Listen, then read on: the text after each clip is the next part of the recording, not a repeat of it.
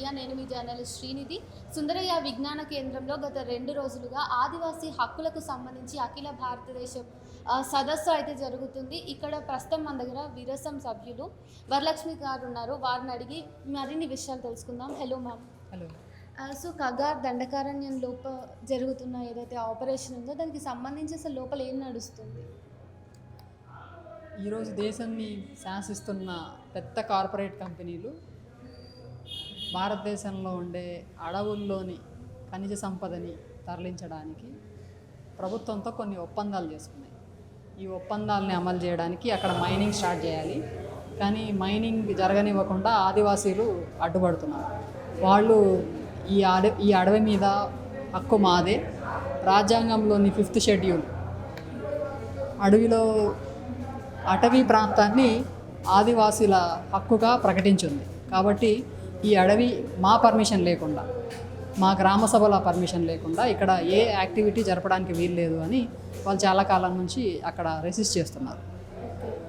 అయితే ఇటీవలి కాలంలో ఈ కార్పొరేట్ కంపెనీల నుంచి ఒత్తిడి ఎక్కువైంది గవర్నమెంట్కి. ఆల్మోస్ట్ అన్ని పొలిటికల్ పార్టీస్కి ఫండింగ్స్ వాళ్ళే ఇస్తున్నారు.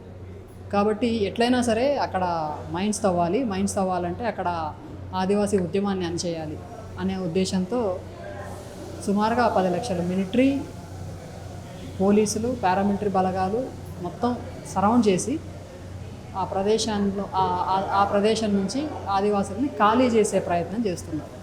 కొంతకాలంగా అక్కడ మావోయిస్టులు ఉన్నారని చెప్పేసి మావోయిస్టులను మేము అణచివేయాలి, వాళ్ళు పెద్ద ప్రమాదం దేశానికి అని చెప్పి మావోయిస్టుల మీద యుద్ధం అని ప్రకటించి అక్కడ చేస్తున్నది ఏంటంటే ఆదివాసుల మీద యుద్ధం.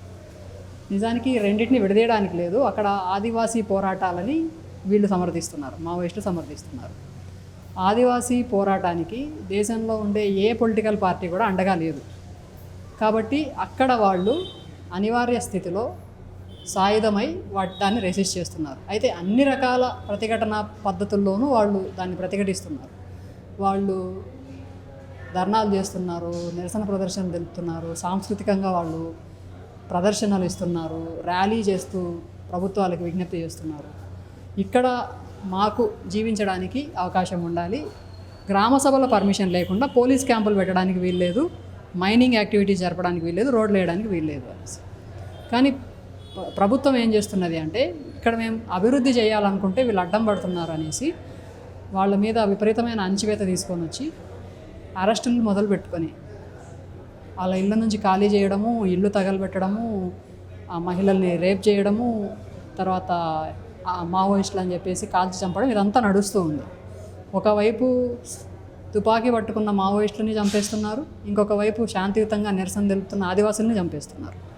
ఈ మధ్య కాలంలో అంటే జనవరి నుంచి ఆపరేషన్ కగార్ అని ఒక పేరు పెట్టారు. కగార్ అంటే అంతిమ యుద్ధం.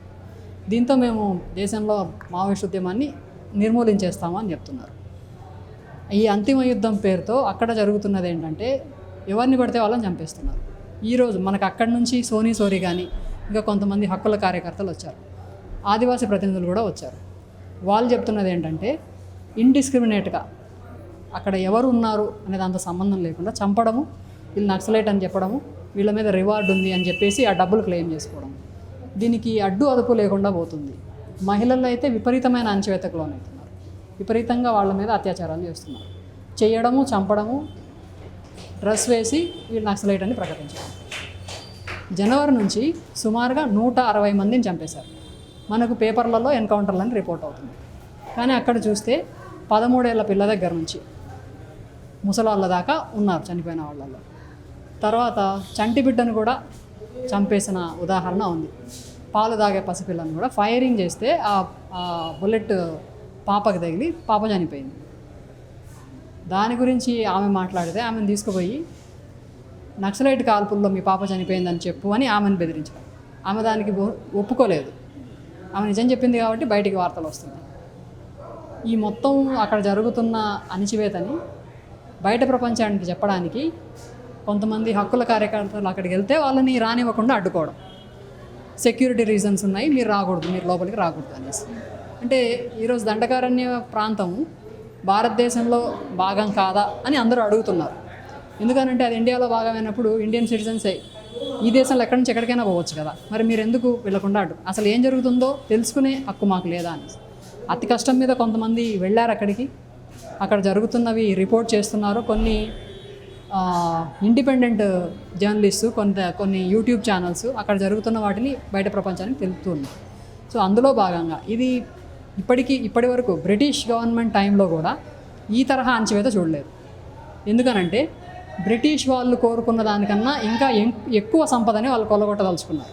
అందుకనే అంత అణచివేత. ఎంత దోపిడీ చేయాలనుకుంటున్నారో ప్రజలు అంత రెసిస్ట్ చేస్తారు, అంత అణచివేత వస్తుంది. కాబట్టి కనీవిని ఎరగని రీతిలో అక్కడ హింసాకాండ జరుగుతుంది. ఇది నాగరిక సమాజం సిగ్గుతో తలదించుకోవాల్సినది. ఈరోజు పర్యావరణ విధ్వంసం వల్ల దేశవ్యాప్తంగా ఎట్లాంటి వాతావరణ మార్పులు వస్తున్నాయో మనం చూస్తున్నాం. మొన్న వయనాడులో కొండ చర్యలు విరిగిపడి ఎంతమంది చనిపోయారు. ఇదంతా ఎందుకు జరుగుతుంది అని అంటే అక్కడ సహజంగా ఉన్న ప్రకృతిని ధ్వంసం చేస్తూ కొన్ని కంపెనీలు ప్లాంటేషన్స్ దగ్గర నుంచి మైనింగ్ దాకా అన్ని రకాలుగా ప్రకృతి విధ్వంసం చేస్తున్నాయి. అది హిమాలయాలు మొదలుకుంటే వెస్టర్న్ ఘాట్స్ దాకా.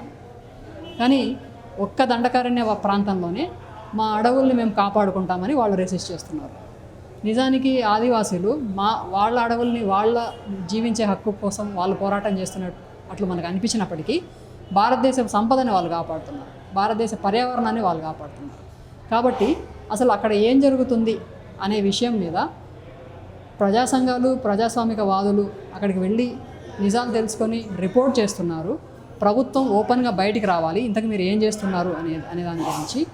అక్కడ ఆదివాసీలు ఏం డిమాండ్ చేస్తున్నారు, అక్కడ చాలా ఆదివాసీల సంఘాలు పనిచేస్తున్నాయి. ఇంతకీ వాళ్ళు దేనికోసం వాళ్ళు ఆందోళన చేస్తున్నారు అనే విషయాన్ని వాళ్ళతో చర్చించకుండా, చర్చలు జరపకుండా, ఎవరు గవర్నమెంట్కి వ్యతిరేకంగా మాట్లాడినా, ఏ చిన్న నిరసన తెలిపినా వాళ్ళు మావోయిస్టులే అంటున్నారు. ఈరోజు సోనీ 13 ఏళ్ళ పాప దగ్గర నుంచి అందరూ మావోయిస్టులే అంటున్నారు అని ఆమె మాట్లాడింది. ఆమెను కూడా మావోయిస్టు అనుబంధంగా పనిచేస్తుంది అన్నట్లుగా. ఈ మొత్తం అంటే మావోయిస్టులని నిర్మూలించడం లేదా తీవ్రవాదాన్ని నిర్మూలించడం అనే పేరు మీద అక్కడ విపరీతమైన మారణకాండ జరుగుతుంది. ఇది మనందరం దీన్ని నిరసించాల్సిన అవసరం ఉంది. ఇది మన బాధ్యత. ఒకవైపు మన ప్రకృతి వనరుల్ని మనం కాపాడుకోవాలి, ఇంకొక వైపు నిన్న ప్రపంచ ఆదివాసీ దినోత్సవం అని ఇండియన్ గవర్నమెంట్ కూడా, రాష్ట్ర ప్రభుత్వం, కేంద్ర ప్రభుత్వం, అన్ని ప్రభుత్వాలు కూడా ఆదివాసీ దినోత్సవం అని చెప్పేసి ఆదివాసుల్ని మ్యూజియం వస్తువుల్లాగా చూపిస్తున్నారు.